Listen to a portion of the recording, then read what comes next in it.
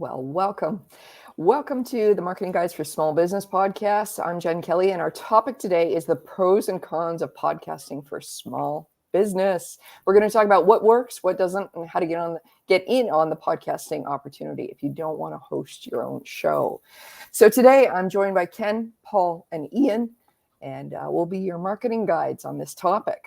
So if you find this show helpful, please share the show. We're going on year 2 of this podcast, and we want to be able to increase our audience and help us find as many small businesses as possible to help. So your share on social media or by word of mouth really helps us. Now, if you're listening to this episode, you probably are already familiar with podcasts, and with so many of them out there now in every niche possible, you may be wondering if it's worth it to start your own podcast. It's really neat because you have full control over your content, your promotion, your scheduling, and what's more freeing than that, right? But is it a good idea? And with all the demands on your time already as a small business owner, is this really worthwhile? Is it really a worthwhile content channel to pursue? So we're going to talk about that. Yeah. Let's get started. I'm going to start with Ken and Paul. It's a tag team question for you both. So you basically spearheaded this podcast. You've had a series of other marketing guides besides Ian and I on.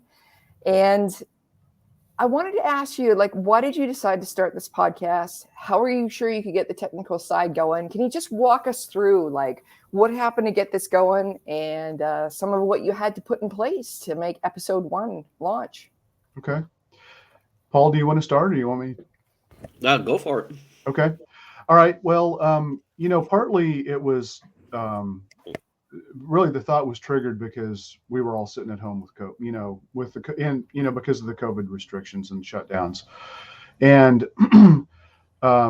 many of the guides that we started this with, Mark Fortune and myself, in particular, we had co-written a book with Ian called Content Marketing Guides for Small Business. And that's not the right title. Content marketing for local search. That's it. And that's it. Yeah. So anyway, I always think about what is the easiest way for me to go about creating content. And we're natural content creators, all of us. And podcasting is really a pretty easy way to do that.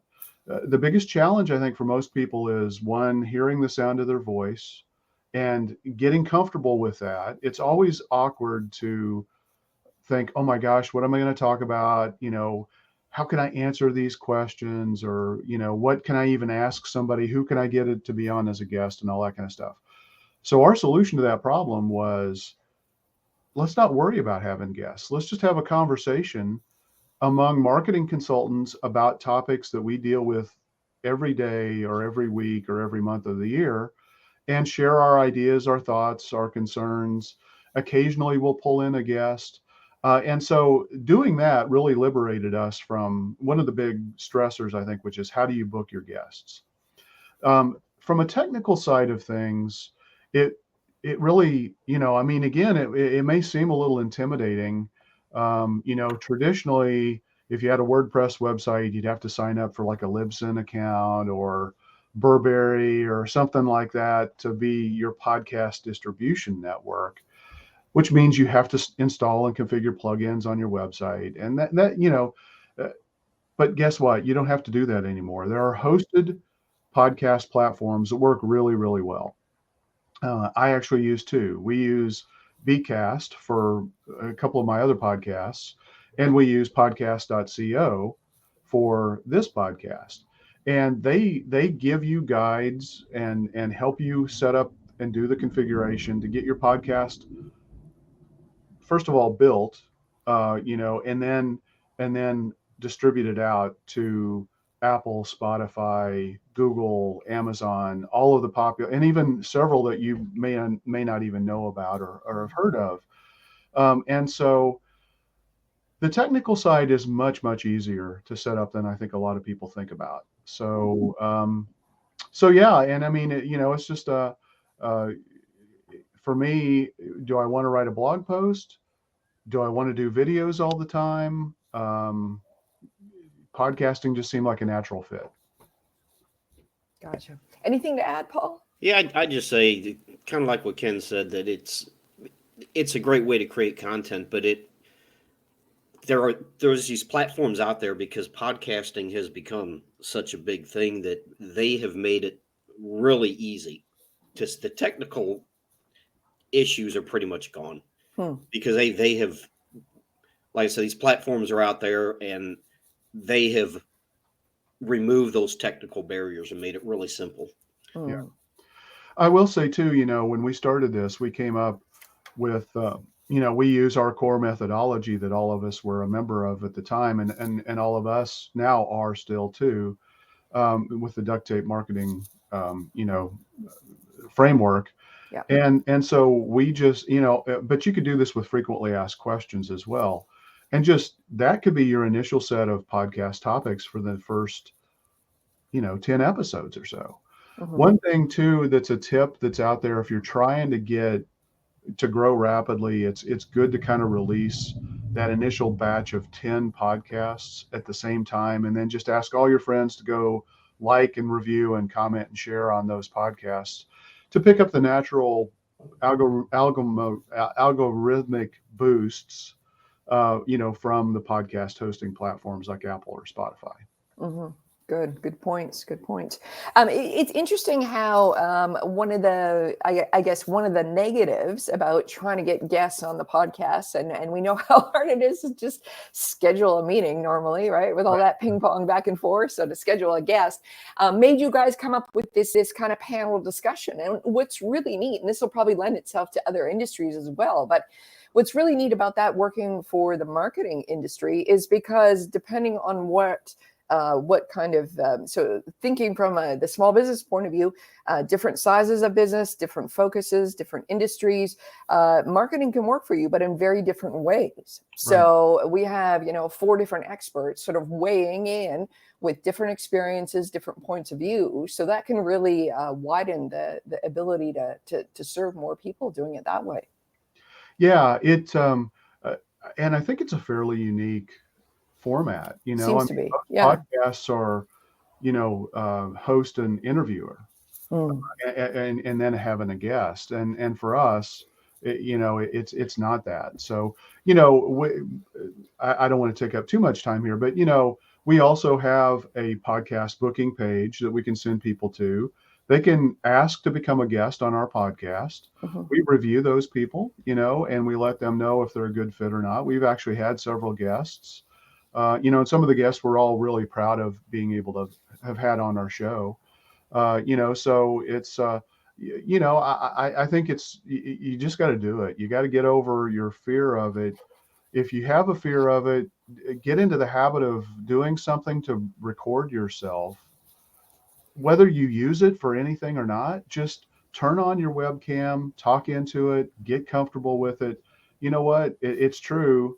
When you talk, and now I become hyper conscious of my webcam here. Having said that, but when you get into it, you forget you're being recorded. You forget, that there may be a camera or a microphone, and you just kind of go with the flow. Yeah. This isn't live, is it? That's so funny because I remember, well, at the beginning of the pandemic, when I heard some people say, "Oh my goodness, being on video," but like you never go into a face-to-face meeting being like, "Okay, don't look at me," right? So it's just a different kind of format. Well, Ian, I want to ask you, what podcasts do you listen to, and what makes you keep returning to your favorites?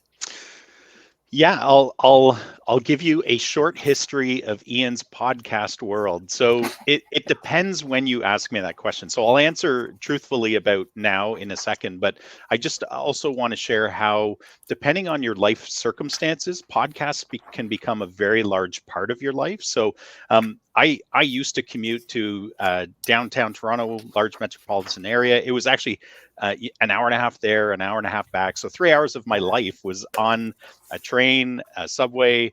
So I listened to a ton of podcasts while I was traveling, and we would actually in the company I was in, we would actually share podcasts. We'd be like, "Hey, what are you listening to? And what are you listening to?" So during that time, I had a mix of business podcasts and entertainment podcasts.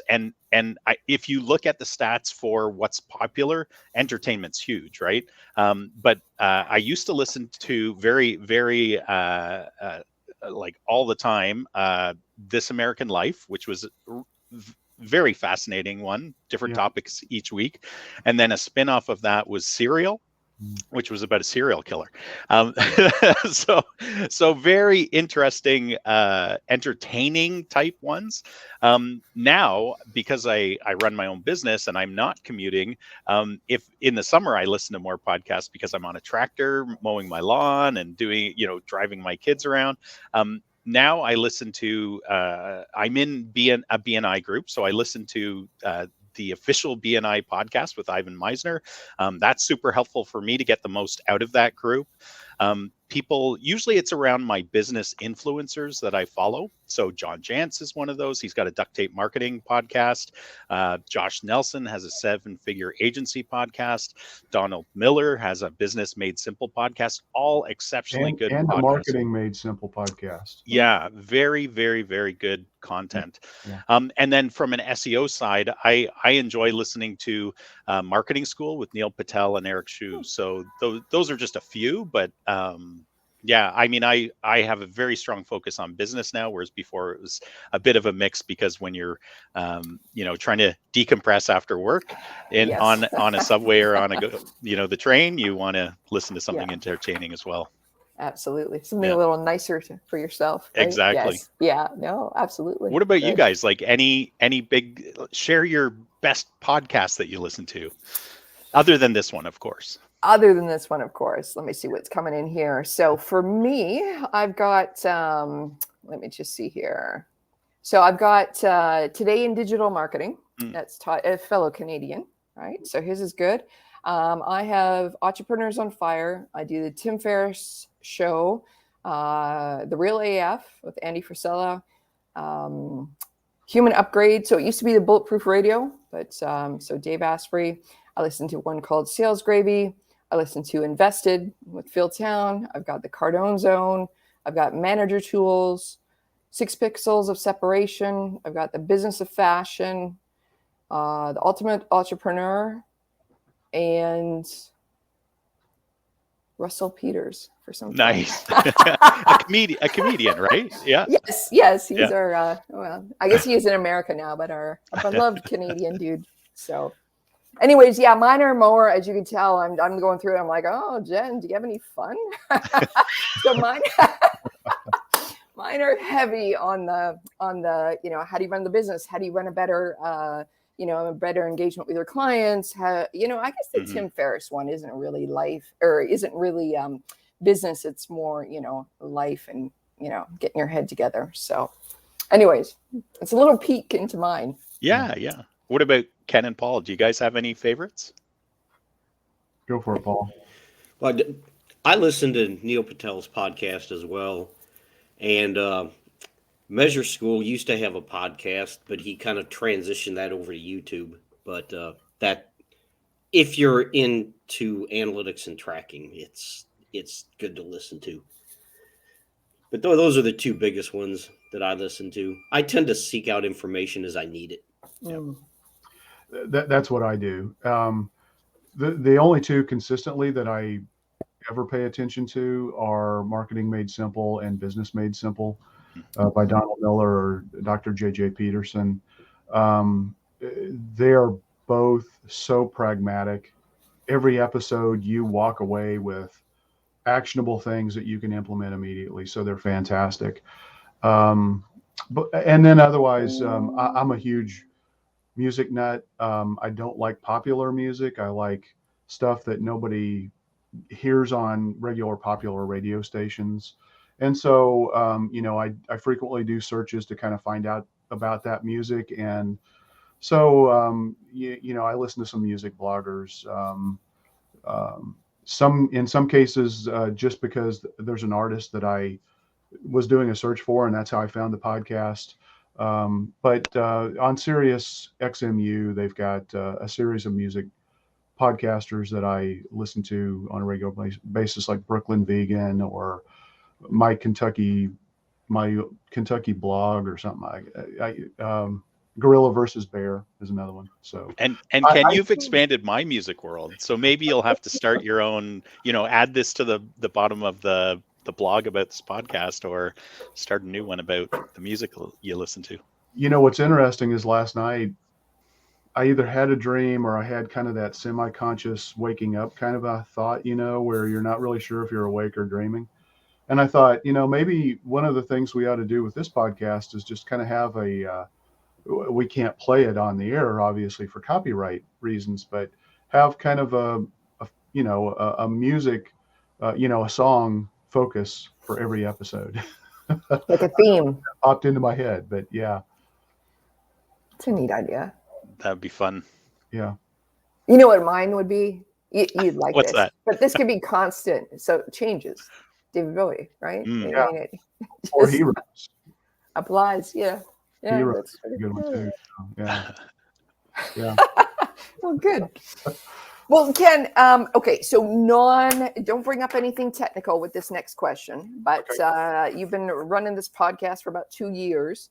What has been the most challenging non-technical thing about this project? Building a following.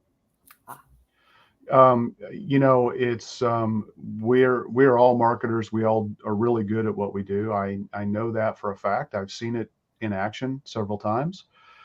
I don't think we always treat our own products like this with the same diligence that we do for our clients, and so we suffer a little bit, I think, in terms of helping to get the word out about the great content that we create and share. So I think that's the biggest frustration. It takes time, and we all contribute an hour and a half or more every week to create this podcast, just for our time to show up and answer the questions and have the conversations. But we don't spend as much time as we should marketing it and getting it out there to the rest of the world. And so there's nothing technical. It's just a matter of spending that extra level of time. Gotcha. Yeah. And we're not going to be alone. Every business owner knows what this is like. I mean, you run out of enough time and energy to do all of the great things that you want to do. Yeah, every day. Mm-hmm. Yep. Oh, yeah. And the second hardest thing that you have in this podcast is working with Ian, right? True. Yeah. Yeah. Yeah. Sometimes I don't understand the words. Or Jen. Or Paul. Yeah, your pronunciation throws me sometimes. Oh, Sorry. right. Yeah. Yeah, I know. I don't know how to say my own name. It's like marketing yourself, right? Oh, I thought he was going to go down the road of like us Canadians saying "a" too much, or what is it about? Or About. Project is the one. project. Process. Project. Yeah, process. I can't even say it. Like our pros. Oh, that's so funny. Well, we're doing a good job getting along. So, yeah, when I said, okay, no technical problems to you, Ken. So, Paul, I got a technical question for you. So, it makes me laugh every time someone who's highly skilled at technical things says, "Oh, it's not really that technical," right? Like, maybe not for you, but for us, it's like if it's more than an on-off switch, it's a problem. But so, in all seriousness, if a company really wanted to start podcasting, is it as easy as downloading some software, getting a half decent mic, and away we go? Or are there some other things that they really have to be aware of? It's almost that easy. It really is not that difficult anymore, like we talked about earlier. But use a platform like, you don't want to just record it on an audio app on your computer. You do want to use a podcasting platform, and a good microphone is important. I wouldn't use a microphone headset combination. I know a lot of people do that, and it does work, but I do think a good microphone is important. But yeah, I mean, it really is not that difficult anymore. Those technical barriers have been removed by these, and that's if you use a podcasting platform. Those technical barriers have been removed. If you wanted, record it on your computer, you're just throwing roadblocks up for yourself. Why would you do that? Yeah. No. Yeah. Fair enough. I mean, for example, this podcast started out as a Zoom recording, Hmm. and we found that between our webcam microphones, between I know, like, I think Mark actually used his earbuds, the wired ones, not the wireless. Um, and I think Antonio probably had a professional mic. And Paul, I don't know what you use because I've never seen you. But You see me, just not on the podcast. true. Because I've Google never and seen you. Facebook have the largest face recognition software in the world, and I'm sure they sell that to the government. Yeah. But seriously, going back to if you're going to use a headset microphone combination, if you spend the money and get a high quality one, then it's fine. Mm, If you're going to use that combination, you can't cheap out. got it. Yeah. Got it. Yeah. And but by cheaping out, I mean, these things are not thousands of dollars. Oh, no, it's they're really not. about Not paying, anymore. $40 more for the good version. Is that Yeah. what Yeah, gotcha. definitely. Yeah, I bought a premium webcam from Logitech, and that's what I use. That's what I'm using right now. We do have this podcast professionally edited by an audio video engineer. Mhm. So, so they have the ability to take this quality audio from a live streaming platform. In this case, it's StreamYard, or what we were doing before using just Zoom, and taking the audio file that was recorded from Zoom, and he can clean it up and make it sound professional. Got it. Absolutely. Ian, I wanted to talk about building an audience, which Ken alluded to, versus focusing on your preparation for every podcast. Just so the listeners know, whoever's hosting has the responsibility to figure out the topic, research it, and then provide the questions and the hosting, I guess the emceeing and the flow for every episode. So I guess the person in the hot seat really has to do their prep, but those questions get sent out days ahead of time, so all of us are able to understand what kind of questions are assigned to us, and then what questions everyone else has, and has the time to prep and be ready for the show. So with the pressure kind of on all of us, right, to promote to our own audience, as well as the pressure to show up and be prepared and know what you're talking about. Can you walk us through like how much time you spend on each, and do you prep more for the show and do a little less on the promotion of it, or how does that work for you? Sure. Yeah. Well, I'll talk generally first, and then I'll talk about myself. So, I think I would, you phrased it as a two-part question. I would actually adjust it slightly if you'll allow me that leeway. I'll allow you. Of course. First of all, I think you need and again, this is just generally, I think you need a clear purpose and a strategy of why you're doing this. Why are you investing in it? And this will make sense in a second, why I'm adding this in. But the why, right? This will help guide your efforts. You'll know where to put your priorities. And it'll also help you not get discouraged if your audience size isn't growing as fast as it should be. But the three things I would say that you really need to focus on are delivering great content. That's priority number one, and I'll explain why. Building your audience and leveraging the content for business growth, if it's a business focused podcast. And I would say you always start with building great content first, because no matter how much you advertise or attempt to build an audience, if the content stinks, you won't have any retention. You'll blow your budget on attraction. People will come and they'll be like, this is horrible. So really your first goal is deliver great content. And that doesn't mean, look at the very top podcasts and say, I have to deliver it as good as these guys. It just means, think about who your target audience is, deliver great content that they're hungry for, information, guidance, or entertainment, right? And, and that'll go a long way. it's you use Joe Rogan in the question, I think, and he is the top podcast in the world right now. And a lot of people getting into podcasting are thinking about him, but you have to remember, like, he's been a celebrity, a burgeoning celebrity since 1990, right? Like, he's a celebrity, he has contacts, so he attracts incredible guests. Like, the top podcast he's delivered is Elon Musk and Bernie Sanders and Edward Snowden and Lance Armstrong, right? Like, all of these incredible people. And so remember, that's not your goal. Your goal is to deliver great content that your audience is hungry for. Mm-hmm.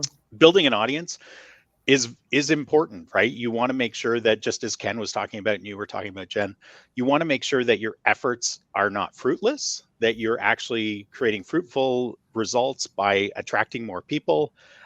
It's wonderful to create good content. If nobody's listening to that content or reading that content, then it's not actually helping you reach your goals, which leads us back to why you started this in the first place. So live streaming, like, we do live streaming on a few different channels, then it gets delivered to podcast channels. That's certainly like the base of getting out there. The base of getting out there is just deliver it to iTunes, to Spotify, like wherever you can get it on a podcast platform, get it on there. And that can be post-production, right? Like, as Ken was talking about, we get ours cleaned up after the fact, and then it gets posted on those channels. But then the live streaming opportunity, Ken uses a technology called StreamYard, which allows us to stream it out to multiple live stream platforms like Facebook Live and that kind of stuff. So again, that's a way to get greater exposure. It also allows you to share it. It allows you to post in advance to say, hey, our topic coming up this week is this. Here's a link to it, which we do.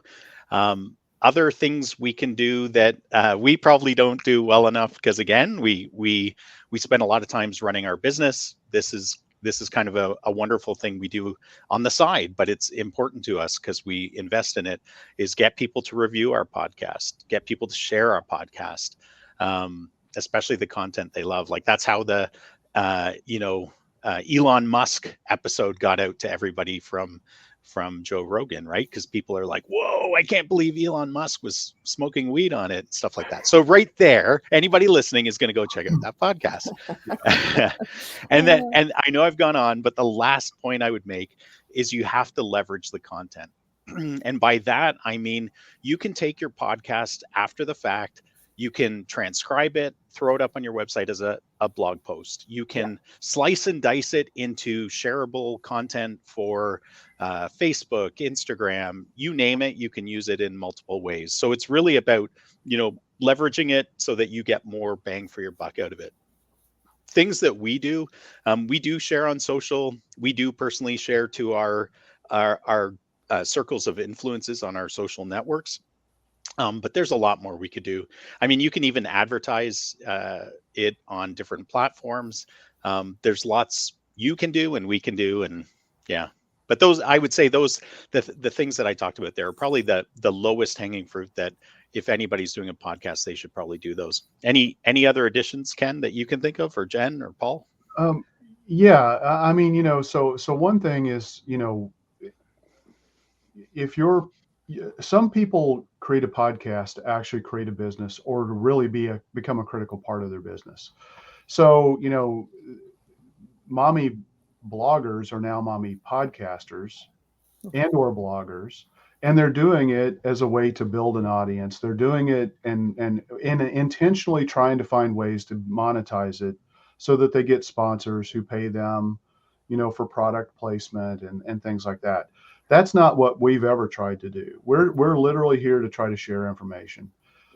For me, the biggest motivator to podcast is to take it, transcribe it, and turn it into great SEO-able content that I put on my website. That is my objective. It always has been with podcasting.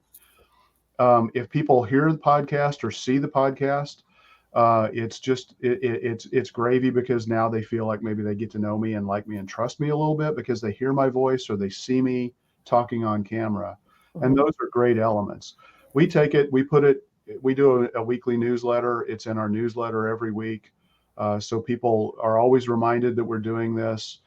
They always have the opportunity. I know people have watched our recordings or listened to our podcast after the fact because they send an email back to me letting me know, that the episode that they just listened to was, 3 or 4 weeks old. It's like, okay, well, that tells me that was because they got the email that reminded them to go check it out. One of the great things about a platform like StreamYard is, and I'm a big fan of content repurposing and reusing content across multiple channels. So StreamYard is great for us because it handles Facebook Live. For us, since I own the account, I can hook up my YouTube channel and I can automatically publish the video onto the YouTube channel. You guys get the video, you can put it on your own YouTube channels. Which I think is great because YouTube is the second most searched site on the web. So having these assets on our YouTube channels is a really good thing to do.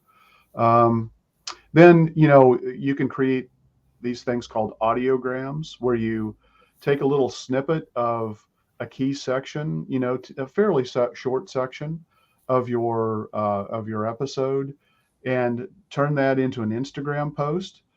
So you've got a picture, but then it's a clickable audio file where you can listen to, that little snippet. That's a really popular thing to do with podcasts. There are tools that are actually out there that will slice and dice video and podcast content for you for the specific purposes of repurposing to share on social media. So we do a little bit of that. We don't do as much of it as I would like to for ourselves. And that's a goal for us in 2022. Good. Great. Ken, if someone wants to get into podcasting but doesn't want the weekly pressure, the prep, and the little bit of tech and the promotional responsibility, you talked briefly about guest podcasting. Can you talk more about what that is and also share what kind of prep someone should be thinking about if they really want to get on the guest podcasting circuit? Yeah, absolutely. So I think that's the best way to get started in podcasting. It's easy. You have to get booked. So we'll talk about that here in just a second. Yeah. But once you are booked, literally all you have to do is show up and be prepared to answer questions or have a conversation. And so it's a great way to create content. It's really easy to be able to do that. It can be challenging to get booked on podcasts. There are services that actually do that. So you can pay, for a service and get booked on 2 podcasts a month, 4 podcasts a month, whatever, rhythm you want to be on. The frustrating thing with being a guest is you're at the mercy of the production schedule of the host. So, I paid for programs where people booked me as a guest. Some of those aligned with book launches. It's always easier to get to be invited to be a guest or accepted to be a guest if you have something new that is newsworthy. A book launch is great. Launching a new online course, or a new training program, or a new marketing service. Any of these things are great for us, are great triggers.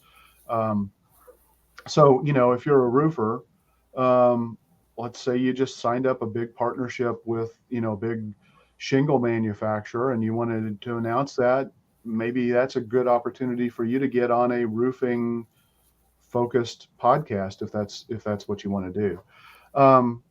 So I would definitely investigate those services. You don't have to use one of those services. There are podcasting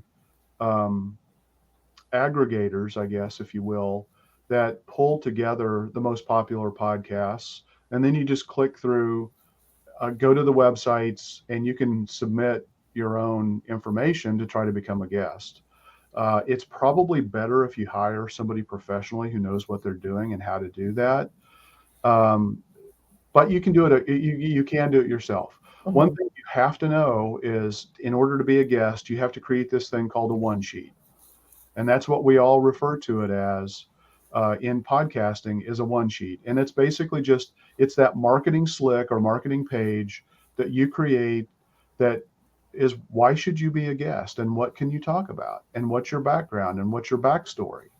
That's what every podcaster is looking for. Can they bring something new and interesting to my audience? And this one, you're asked to condense this down into a single sheet. It's typically a PDF that you submit, and then you go through the booking process where you pick a date that's available.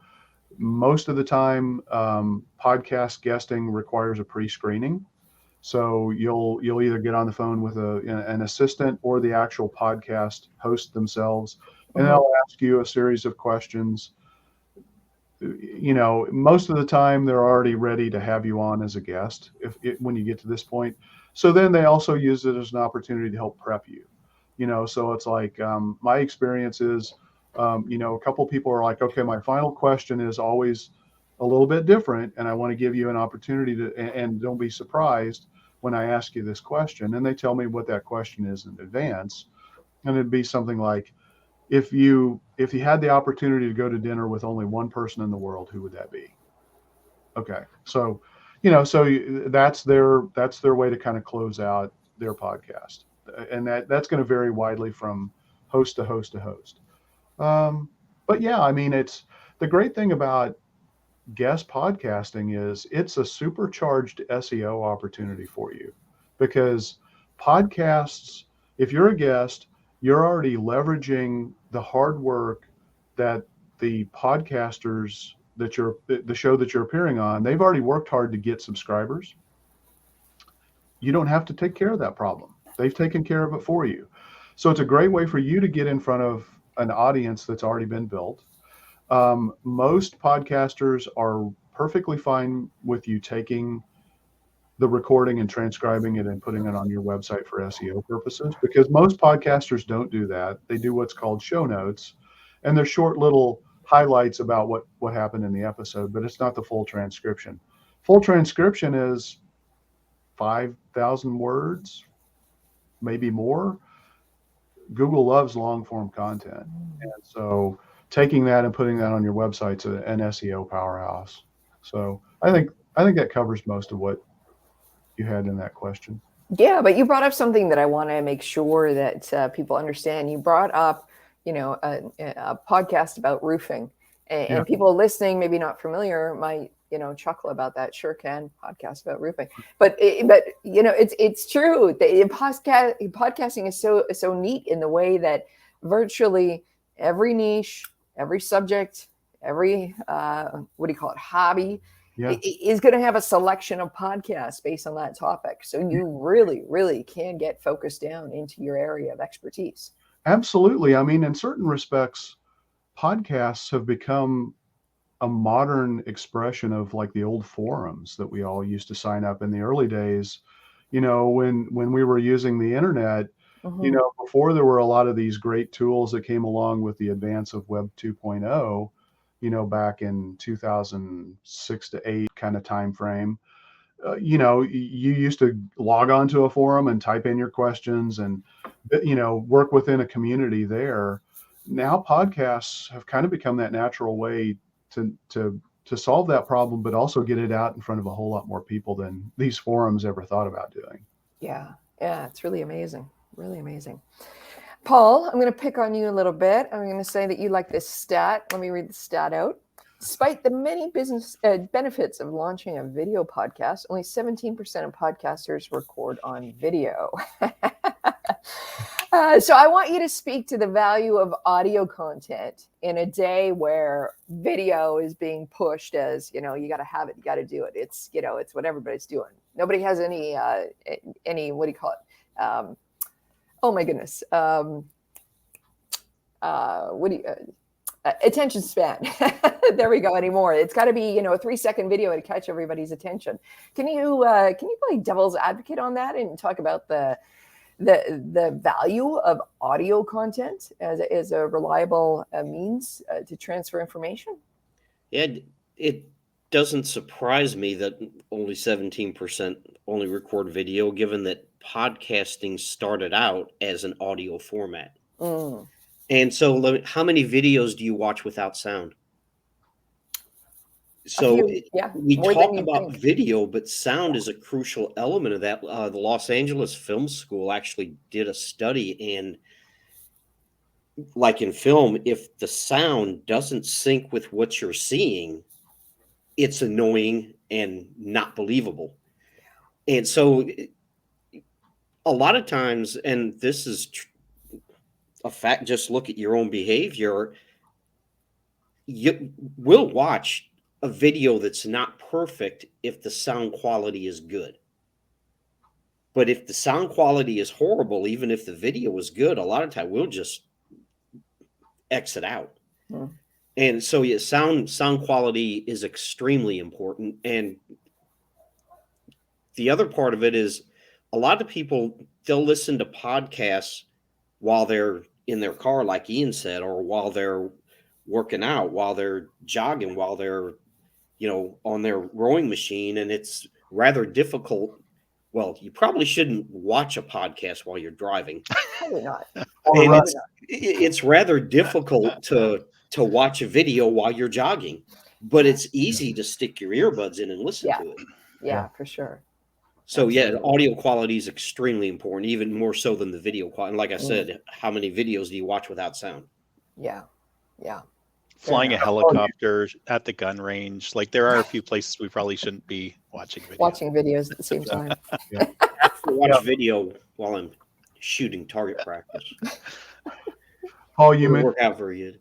you mentioned that study. I read something earlier this week that talked about, we all know this intrinsically, and it's hard for us sometimes to express, but even like a PowerPoint presentation, it is such a bad way to communicate because the words on the slides rarely line up with what people are saying. And this study, I can't remember it off the top of my head where it was, but it was a legitimate source. I think it may have even been like MIT or someplace like that. They talked about the fact that kind of the audio overrides what you're seeing visually when it comes to a PowerPoint presentation. And so now you're forcing the brain to pick and choose. Am I reading? Am I listening? And it compromises the ability for comprehension of both. And that's why great people who talk about the art of presentations, like Guy Kawasaki, and I can't remember the book that he strongly referenced as well. It talks about don't have words on your slides, have images, and let the images tell the story that back up the words that you're saying, kind of a concept. And that's a great way to improve your and I'm taking this down a little bit of a rabbit hole, but it helps to reinforce the power of what you're saying. I say all of that because I still think while video catches our attention, many people, if not most people, probably get a lot more from audio comprehension, as long as you're not competing with that. Very interesting. So, As we wrap up today, I want to go around to each of you and get your last bit of advice. Go for it. Don't go for it for small businesses wanting to start their podcast. Ian, let me start with you. Sure. First of all, in preparation for this, I think we all know this intrinsically, but I was looking at some stats that you shared, Jen, related to podcasting. And it's important for the listeners to know that like podcasting has been taking off for years and its growth is considerable. Like there's no signs of it stopping in popularity. And when they do it demographically, the younger generation is definitely into podcasts, listening to podcasts. So I think that's important to know. And it's not just, we're based out of North America here, the four of us, but the biggest audiences that listen to podcasts are all over the world. South Korea is the largest audience. So wherever you are, it's important to look at, this is probably the biggest thing I always talk about, whether it's in any kind of marketing, is know why you're doing it and know who your audience is. And if you know those things, I would say jump in, Create 12 topics, like just brainstorm a bunch of topics that you think your audience will find valuable, that you have particular knowledge of, and then just jump in and start recording some podcasts and share them. Tell your mom, tell everyone. Yeah. Paul, what do you think? Start the podcast, don't start the podcast? Well, I think if you're unsure, I think, as Ken talked about earlier, get booked on a few podcasts.